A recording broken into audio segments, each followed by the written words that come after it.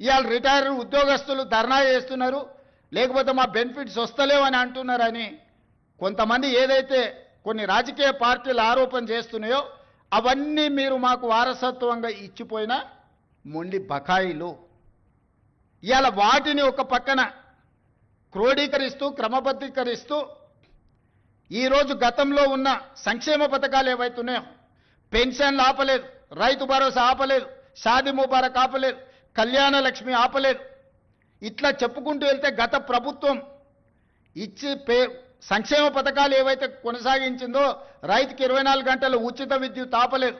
అదనంగా నేను ఆడబిడ్డలకు ఆర్టీసీలో ఉచిత ప్రయాణం ఇచ్చిన, రైతులకు బోనస్ 500 రూపాయలు పంటకి ఇచ్చిన, 500 రూపాయలకే ఈరోజు నేను సిలిండర్ ఇస్తున్నా, ఫీజు రీఎంబర్స్మెంట్ ఫీజులు చెల్లించే ప్రయత్నం చేస్తున్నా. ఈరోజు ఇట్లా చెప్పుకుంటూ వెళ్తే ప్రతి 21,000 కోట్ల రూపాయలు సరిగ్గా 6 నెలలు తిరిగే లోపల 15 ఆగస్టు లోపల 25,55,364 మంది రైతులకు 20,617 కోట్ల రూపాయల రైతు రుణమాఫీ చేసి 2 లక్షల రూపాయల వరకు రైతు అప్పు ఉన్న అందరికీ అప్పు నుంచి విముక్తి కలిగించిన.